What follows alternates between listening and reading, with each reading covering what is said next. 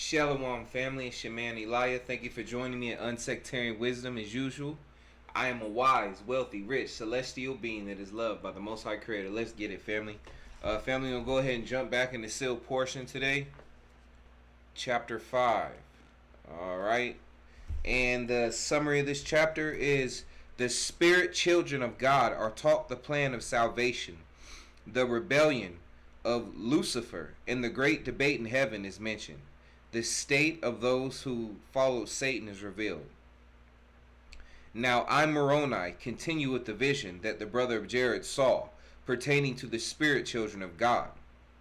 And it came to pass that the Father showed all of his children examples of the kingdoms that he had already created, yea, even those kingdoms of glory that appear as the stars in the night sky to our mortal eyes. And he explained unto them that these were the works of his own hands, and that after their pattern he would prepare the worlds wherein these spirits would reside, and enter into their second estate, or in other words, mortality. And I want to read that again, family. And he explained unto them that these were the works of his own hands, and that after their pattern he would prepare the worlds wherein these spirits would reside, and enter into their second estate, or in other words, mortality. Behold, the first estate of all beings is that in which they were created as spirits. I'm going to read that again real quick so it doesn't get confused. Behold, the first estate of all beings is that in which they were created as spirits. And it is this estate in which the brother of Jared found himself in his vision. And the second estate of which he have written is the state in which we are now upon this earth. And this second estate is a time of probation for all the spirits of the children of God, to see if they are willing to do all things whatsoever they are commanded to do by the Lord. And it is also a state in which all spirits shall prove to themselves that the degree of glory in the kingdom of God to which they belong is justifiable, and it shall be proven unto them to be the only place where they can find a fullness of joy, according to the happiness that each of them desireth. For behold, all spirits are taught the laws that govern the different degrees of glory in the kingdom of God, and each spirit knoweth at the time the Father presenteth the examples of his kingdom before them, which degree of glory best suiteth their desires for happiness. I'm going to go back and read that again, family. For behold, all spirits are taught the laws that govern the different degrees of glory in the kingdom of God, and each spirit knoweth at the time the Father presenteth the examples of his kingdom before them, which degree of glory best suiteth their desires for happiness. Having thus determined these desires, while growing up and progressing as a spirit being, and the laws and happiness of the celestial glory are shown unto them, and also the laws and happiness of the terrestrial and celestial kingdoms are also shown unto them. And each spirit recognizes that which he desireth to make him happy.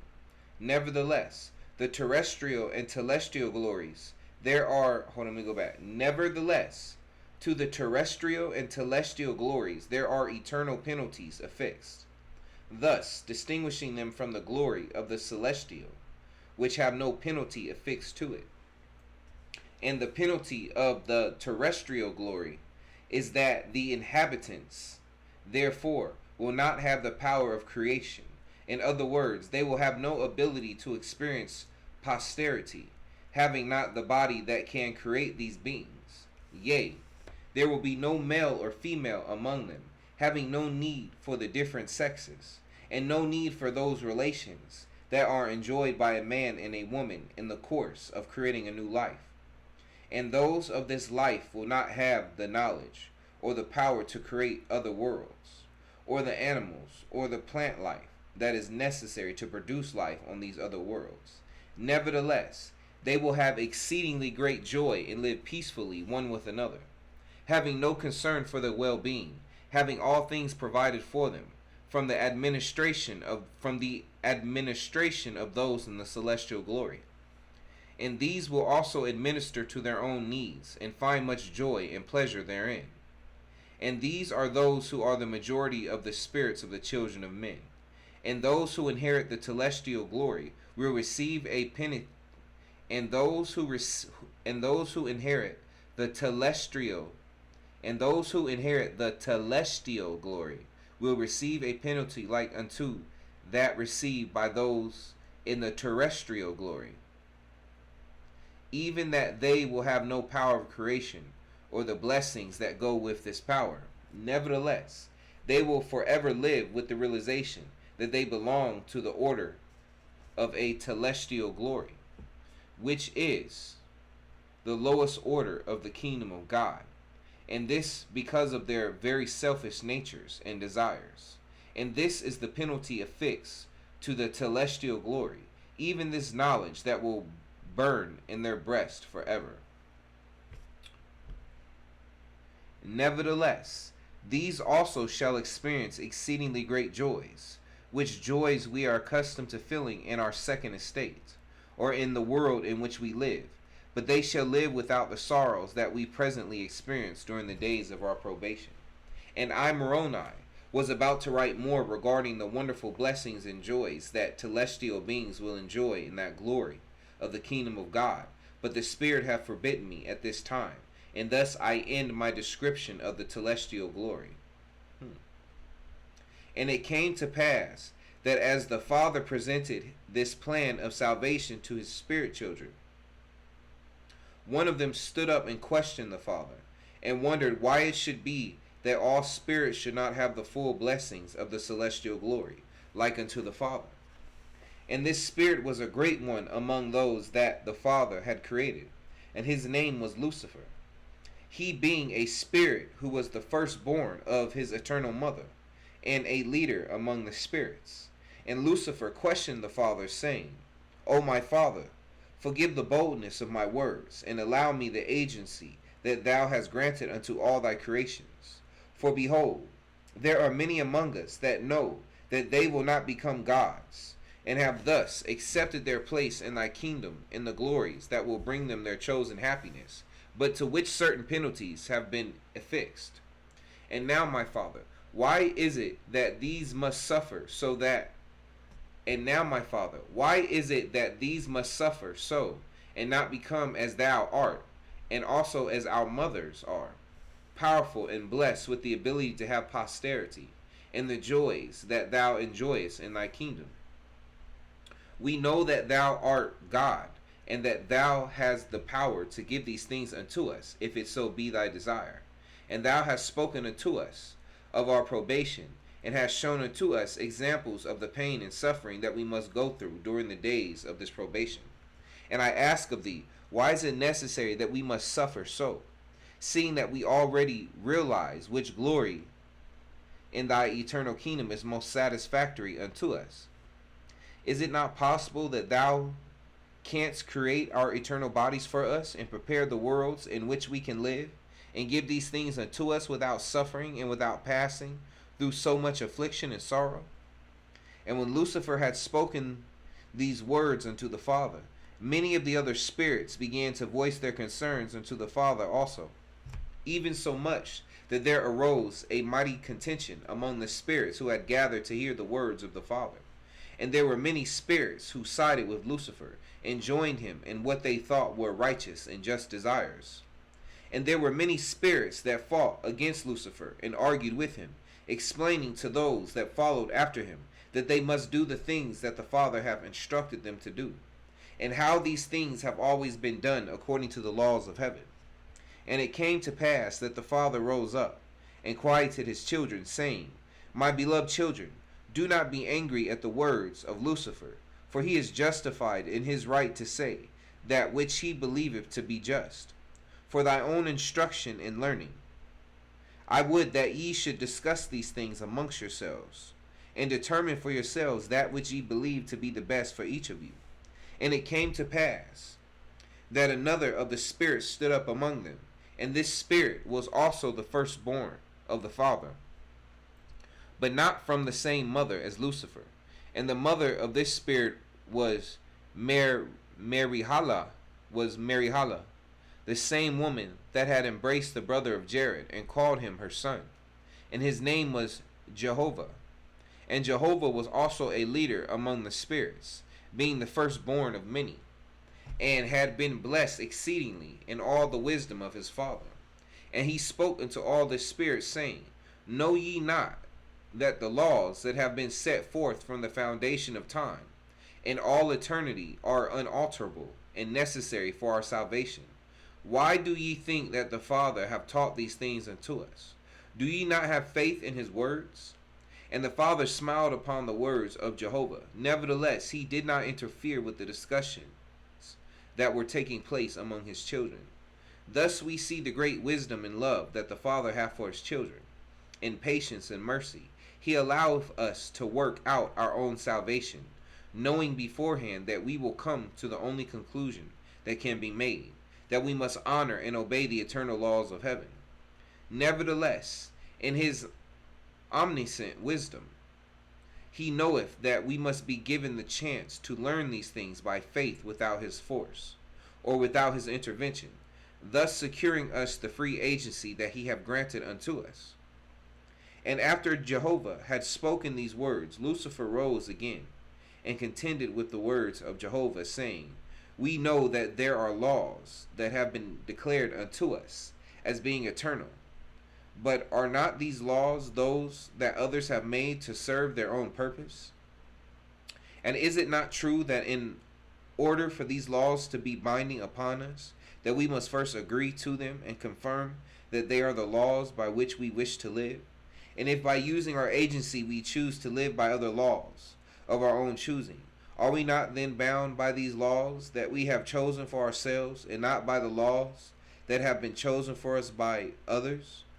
Behold, I am a celestial spirit, and it is my desire to be a servant unto others. And by the course of my power, that I know I will have because of the joy that I receive in serving others, I will create more joy among them. And with this power I will cause that new laws are formed, which guarantee that all of the spirits that I create will become like unto me, and have the power and glory that I have. Is this not a righteous desire? I do not do this for myself, but to serve the just cause of eternal happiness, yea, even by giving this happiness to all without the pain and sorrow of which our Father hath spoken. And Jehovah responded to the words of Lucifer, saying, And how dost thou suppose that we learn about this pain and sorrow, of which the Father hath spoken, if we do not first experience it? How dost thou suppose that we comprehend the happiness and joy of eternity, if we do not know what causeth them? Behold, thou knowest that one of the eternal laws stateth that there is an opposite to all things. If this were not the cause, then we could not know anything. For if there was no dark, how could we comprehend the light? And if there was no bad, how could we comprehend the good? And if there is no pain and sorrow, how can we understand what joy and happiness are? And these things are according to our feelings. But even so, if there was not cold, how could we know warmth? Yea, even if there were no rocks, then there would be no earth, which is softer than a rock, yet made up of the same elements. How canst thou, being a celestial being, expect to serve how canst thou, being a celestial being, expect to serve? How canst thou, being a celestial being, expect to serve thy creations by taking away the only source of the joy that thou supposeth to give to them? Thou knowest that this is not possible. Let us listen to the words of the Father and trust in his glory, that he will provide the means whereby we may experience happiness according to our desires of happiness. And Lucifer rebuked Jehovah and railed against him, even so much that the Father stood up again amongst all of his spirit children and beckoned them to listen to him. And Lucifer stood forth amongst those who stood with him, and rebelled against the Father. And the mothers of these spirits stood with the Father, and pled with their spirit children to listen to their Father. But the words of Lucifer were convincing unto them, they being mostly telestial beings, who understood that their eternal lot was that of a telestial glory, and they understood the penalties that were affixed to that kingdom. And these eternal mothers wept for their spirit children, but they knew that the laws of agency could not be breached, and thus they saw the rebellion of their beloved children. And truly, the Father hath shown his great mercy towards his children in their iniquities, insomuch that after the rebellion of Lucifer and a host of insomuch that after the rebellion of Lucifer and a host of spirits, the Father cast them out of his kingdom, and they were cut off from the kingdom of God forever. Now I, Moroni, would that ye should know that the things that the brother of Jared saw are taught symbolically unto the children of men in the temples that the Lord suffereth to be built among them, for their sanctification and their instruction. And this great endowment of knowledge was given unto Adam, and passed down from generation to generation, to teach the children of men the mysteries of God in a form that they will not understand without the Spirit to guide them. And in this way the Lord keepeth his mysteries hidden from those who have not received his Spirit by keeping his commandments. And now these great mysteries are taught in the temples of the Lord, as he instructeth his children in mortality. For truly Lucifer and his followers did not keep their first estate, which estate is represented by the new name that one receiveth when endowed in the temple of the Lord. Let me read this again. And now these great mysteries are taught in the temples of the Lord, as he instructeth his children in mortality. For truly Lucifer and his followers did not keep their first estate, which estate is represented by the new name that one receiveth when endowed in the temple of the Lord. Behold, this new name is the name of a righteous soul, who have passed through the trials and tribulations of mortality, and have proven him or herself worthy to proceed in the kingdom of God. In other words, this new name representeth our spiritual existence.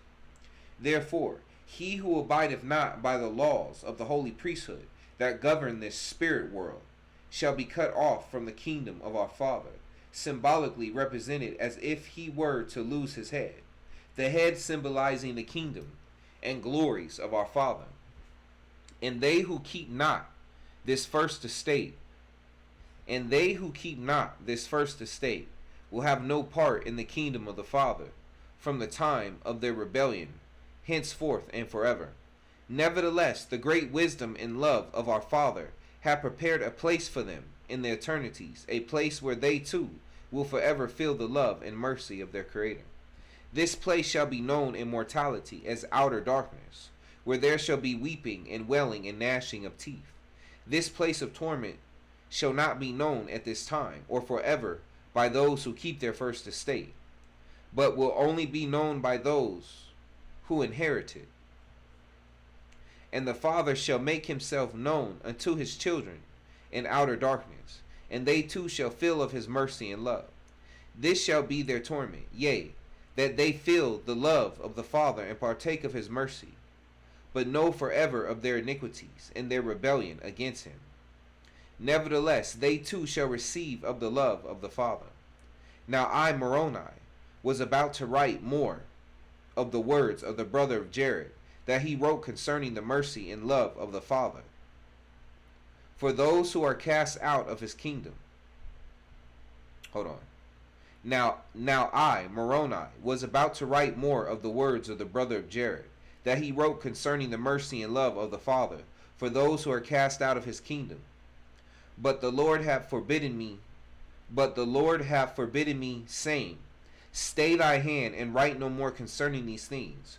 For behold, many of my children might take these words, and the knowledge that is given unto them, and justify the wicked desires of their own hearts, desiring to join Lucifer and his followers, seeing that their lot is just and merciful. And it is my work and glory to prepare the souls of all men to be found spotless before God and his angels, that they might partake of the glorious blessings of his kingdom. Behold, Lucifer and his followers have no part in the atonement that I've caused for the children of men. Thus their sins and iniquities shall be present in their minds forever. And this is what is meant by endless torment. And I would that all men shall know that I have felt the pain of these souls. And this pain caused me to shrink before the Father, even so much that I asked that I might be delivered of this pain and sorrow, praying to the Father that this cup pass from me. And this pain did cause me to bleed, as if from every pore of my body. And the pain therefore cannot be explained in words that thou wouldst understand. And this is the work that I took upon myself when Lucifer rebelled against the plan of salvation. In this rebellion he sealed his fate, and that of those who follow after him, insomuch that they have no part in the redemption of my work and glory. And the atonement have no effect on them, because they have rejected the words of the Father. Behold, they shall feel the pain and sorrow of their iniquities, and know the anguish that no other mortal except me knoweth. For this reason my soul doth sorrow. And I, Moroni, marvel greatly at the love that Jesus had for these rebellious spirits, for he truly loved them, as much as he did those who did not rebel against the Father and kept their first estate. And it came to pass that I pondered these things, and my heart and soul were filled with exceeding great joy, for I knew of the love and mercy that the Father had for his children. And this love and mercy gave me great hope for the souls of my brethren, who had perished in battle, which battle raged in their hearts because of their wickedness, and have caused their destruction. And it came to pass that the brother of Jared saw the workings of Lucifer and his followers, as they went throughout the earth, deceiving the children of men, and turning many away from the precepts of God. And behold, there were many spirits which did possess the bodies of many of the sons of Adam, insomuch that they did that which is contrary to the will of God, by desiring their brethren in a way that a woman desireth a man. And the Lord was merciful unto these sons of men, and understood the reason for their unnatural state. And I marveled at the love the Lord had for these brethren, who were possessed with the spirits of those who would have been women, had they been allowed to pass through their second estate. And they were meek and compassionate, having many of the qualities of a righteous woman. Yet they were mortal men, having a body that was like unto their mortal fathers. And the brother of Jared beheld that these men were despised by their brethren, and mocked and ridiculed for their manner of speech, and the workings of their nature. Nevertheless, these were loved by God, for behold, the Father loveth all of his children, and those of his children that rebelled against him in the spirit realm are loved by him as well, as are all those who did not rebel against, as are all of those who did not rebel against him. And thus have he commanded us to love our enemies, and those that are not like us, yea, even those that we do not understand, and do good unto them, all of us being the children of God. Alright, family, I really didn't say too much. I think this chapter is pretty self-explanatory, but what I will say I think is a big point of this chapter is, when I first read this, I'm not gonna lie, I said to myself, you know, especially growing up in religion and Christianity, I actually found myself kind of being like, yo, if this is really close to the truth, as far as what that so-called war in heaven was between God and Satan and everything, I kind of, after reading this, I kind of understood, I understood Lucifer in a way, man. I was kind of like, I get his point, yo. Like, this sounds crazy. Like, you're telling us we have to go down here and we have to suffer. Like, for what? Like, what's the point? Excuse me real quick, family. I gotta, oh my goodness. Look, I left my freaking door, I left my door open and I still have not got all, I was trying to be frugal on the light bill, I guess. And I wasn't thinking, and I had the fan on. I opened the door up, and by the time I turned around, all these flies had flown in, and they're annoying me. But seriously, like, But anyway, so what I want to say. So basically, So, and that's not to say, once again, like it's saying, this is not an excuse to go follow Lucifer and go into Satanism. This isn't an excuse to do anything like that. This is just, once again, get an understanding of all sides so that you can eventually get the bigger understanding, the bigger picture, right? And another thing from this chapter I'd like people to take is to think about the moral of the story. It's almost like, and I've said this before, it's like a rich kid, right? Imagine a rich kid who was born with, as they say, a silver spoon in his mouth, right? Or her mouth. And they're complaining about life and how you know, and let's say you're their friend, right? And you're a so-called average person. You know, you're not necessarily rich, you're not poor. You're middle class, or maybe a little bit in between middle class, poor. I don't know. Some of those points in life, right? And let's say you have this friend who was born, as they say, once again, with a silver spoon in their mouth. Family's a million. You know, they're in a family that's worth millions, right? So one day this person is sitting there and you guys are talking, and this person starts complaining about how unfair life is and people are selfish and why can't things be different? And you sitting there and you listen and you're thinking, wow, like the audacity and how selfish you sound. Like, you're complaining, saying all this, and you're rich. You've never known suffering. You've never gone a hungry night in your life.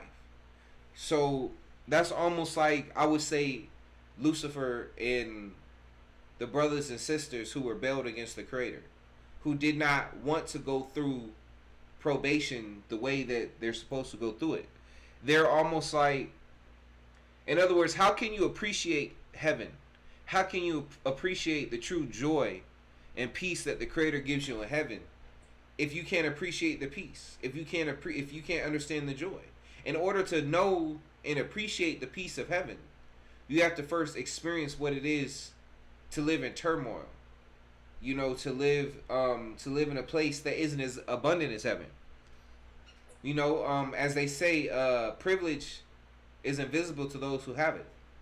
So if you've never known, you know, being poor, if you've never known suffering and all these things, how could you, you know, be able to appreciate the blessings of heaven, the peace, the joy, the abundance? How can you appreciate it? Because if you're born with a silver spoon in your mouth, you're always given, everything's always given to you. So you have no appreciation of working for something. You have no appreciation for set, let's say, foundations that came before you, because you don't take the time to think about why these foundations were set down, you know. So I just want to throw that in there, family. Like I said, I think this chapter is interesting as it gets into the difference between celestial, which is basically like Yahusha after he died on the cross, telestial, which is basically like us now, but without, it's going to be without hair and sexual organs, and then the terrestrial, which is basically being a spiritual being. So basically like, or a ghost, if you want to call it that. Now, is that the truth? I don't know, but it's good information. It's another side of the story, another piece of the puzzle. So take it how you want it, and like I said, I just want to throw those few things in. I'm trying to think what else. I think, no, that's about it, family. Yeah, that's about it. I just want to throw that out there, and shoot, be blessed. I guess that's it. If I want to expound some more in this chapter, you know, I'll read it again, I guess. But without further ado, family, thank you for joining me at Unsectarian Wisdom. As usual, I'm a wise, wealthy, rich, celestial being that is loved by the Most High Creator. Let's get it, family. Actually, we got it. I'll see you later. Be blessed.